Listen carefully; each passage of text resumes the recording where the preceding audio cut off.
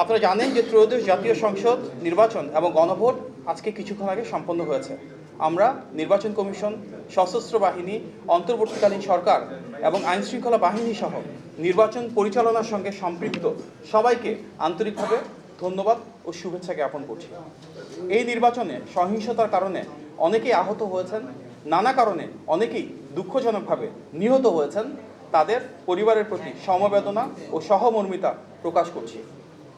আমরা দেখেছি নির্বাচনকে বিতর্কিত করবার জন্য গতকাল রাত থেকেই বিভিন্ন জায়গায় যে সহিংসতা, কারচুপি ও কালো টাকার মহোৎসব হয়েছে, তার প্রেক্ষিতে যারা নিরাপত্তার দায়িত্বে ছিলেন তারা অত্যন্ত গুরুত্বপূর্ণ ভূমিকা পালন করেছেন। জনগণ ঐক্যবদ্ধভাবে প্রতিরোধের দৃষ্টান্ত স্থাপন করেছে, অনেক জায়গায় এই ধরনের অপপ্রয়াসকে রুখে দিয়েছে। বিএনপির সঙ্গে প্রতিপক্ষ রাজনৈতিক দলের যে দৃশ্যমান বিশাল পার্থক্য রয়েছে, সেটিকে প্রতিহত করাই ছিল গতকাল রাত থেকে আচরণবিধি লঙ্ঘনের মূল উদ্দেশ্য।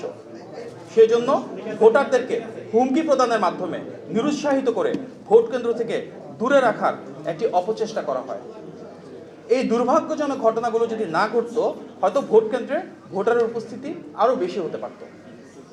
আমরা দুঃখজনকভাবে দেখেছি অনেক জায়গায় আজকে আগে থেকেই সিল মারা ব্যালট পাওয়া গিয়েছে, জাল ভোট দেওয়া হয়েছে।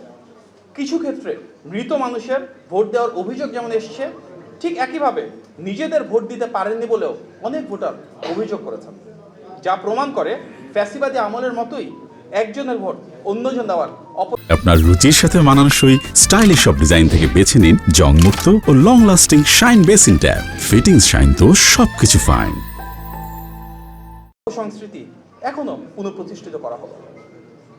স্থানীয় ভুয়া পর্যবেক্ষক তৈরির মাধ্যমে সেই বিশেষ দল এক ধরনের মত তৈরির চেষ্টা করেছে, যার মাধ্যমে ভোটার উপস্থিতিতে এক ধরনের বাধার সৃষ্টি হয়েছে। সেটা অনেক আগে থেকেই আমরা নির্বাচন কমিশনকে অবহিত করেছিলাম। নির্বাচন কমিশন ক্ষেত্র বিশেষে বেশ কিছু পদক্ষেপ নিয়েছে, তবে সেটি আরও আন্তরিক ও সামগ্রিক হলে আরও যথাযথভাবে এ ধরনের উপস্থিতি রোধ করা যেত। চিহ্নিত রাজনৈতিক দলটি সামাজিক যোগাযোগ মাধ্যমকে এমনভাবে ব্যবহার করেছে যাতে ভোটারদের মনে ভোট প্রদানের বিষয়ে এক ধরনের ভীতি তৈরি হয়। বাস্তবতা হচ্ছে বিএনপির বিজয় অনিবার্য ও নিরঙ্কুশ। সেটিকেই স্তীমিত করার কোনো অপপ্রয়াসই সফল হবে না বলেই আমরা দৃঢ়ভাবে বিশ্বাস করি। দেশের জনগণ বিশ্বাস করে একটি অবাধ, সুষ্ঠু এবং গ্রহণযোগ্য নির্বাচন নিশ্চিত করা গেলে এবং ভোট গণনা সঠিকভাবে পরিপালন করা গেলে ইনশাল্লাহ ধানের শীষের বিজয় অবশ্যম্ভাবী। দেশের জনগণ যে আবেগ ও আকাঙ্ক্ষা নিয়ে আজ ভোটাধিকার প্রয়োগ করেছে, ইনশাল্লাহ গণতান্ত্রিক বাংলাদেশে জনগণের ম্যান্ডেটে নির্বাচিত সরকার সেটি আন্তরিকভাবে বাস্তবায়ন করবে। গণতন্ত্রগামী জনগণকে উদাত্ত আহ্বান জানাই আমরা, ভোটের ফলাফল নিশ্চিত করার পূর্বে কেউ ভোট কেন্দ্র যেন ত্যাগ না করেন এবং বিএনপি এবং অঙ্গ ও সহযোগী সংগঠনে যারা নেতৃবৃন্দ নির্বাচনের দায়িত্বে রয়েছেন তারা যেন গণনা ও ফলাফল ঘোষণার সময় সেখানে উপস্থিত থাকেন, যেন কোনো ধরনের অসঙ্গতি তৈরি করা না হয়। আমরা দৃঢ়ভাবে বিশ্বাস করি ধানের শীষের জোয়ারে বিএনপির বিজয়, গণতন্ত্রের বিজয় নিশ্চিত হবে ইনশাল্লাহ। বাংলাদেশের বিজয় আসন্ন। আপনাদের সবাইকে ধন্যবাদ। আসসালামু আলাইকুম।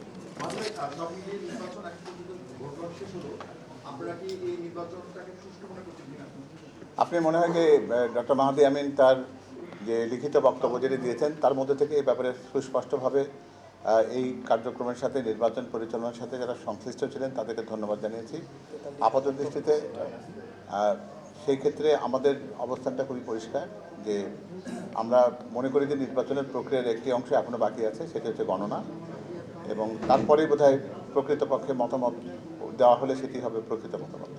তাছাড়া একটু অ্যাড করা, প্রায় 43,000 সেন্টার ধরে নির্বাচন হয়েছে। আমরা সব সেন্টার থেকে তথ্য উপাত্তগুলো নিচ্ছি, কোথায় কি হয়েছে, এবং পরবর্তীতে আমরা সেটা জানাবো। একটা বিষয় জানতে চাচ্ছি যে জামায়াতের আমির অভিযোগ করেছে কুমিল্লা কয়েকটি কেন্দ্রের মধ্যে বিশৃঙ্খলা হয়েছে, বিএনপি নেতা কর্মীরা এটা করেছে, পরবর্তীতে ভোট বন্ধ ছিল, সেনাবাহিনীর হস্তক্ষেপে আবার চালু হয়েছে। না, উনি তো এটাও বলেছেন যে ছোটোখাটো বিষয়গুলোকে উনি ওভারলুক করতে চান, বড় কোনো বিষয় হলে অভিযোগ করবেন।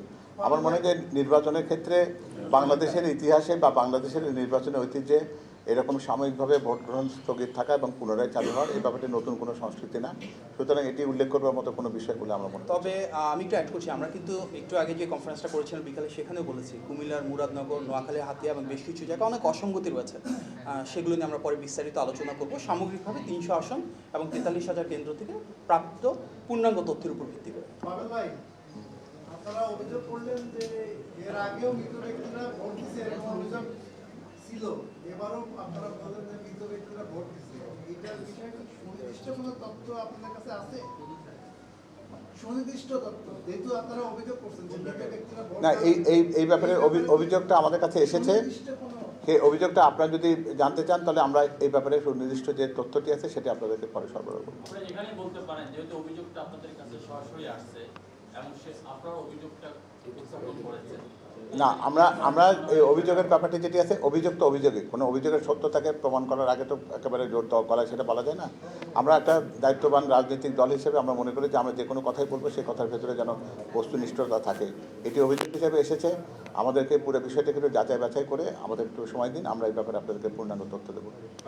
জামাত বলছে তারাও আইন শৃঙ্খলা রক্ষাকারী বাহিনীকে ধন্যবাদ জানিয়েছে, ভোট সুষ্ঠু হয়েছে এটা বলেছে, আপনারা বলছেন ভোট সুষ্ঠু হয়েছে, কিন্তু ওনারাও কাউন্টিংয়ের বিষয়ে আশঙ্কা প্রকাশ করেছে, আপনারাও কাউন্টিংয়ের বিষয়ে আশঙ্কা প্রকাশ করছেন।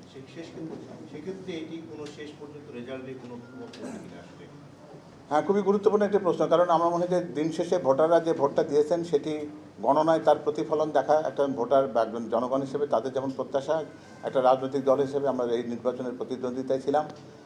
আমাদেরও তো মাঠ পর্যায়ে কিছু পর্যালোচনা আছে এবং সেখান থেকে আমাদের একটা সুস্পষ্ট ধারণা আছে যে আমাদের নির্বাচনের প্রত্যাশিত ফলাফল কোনটি।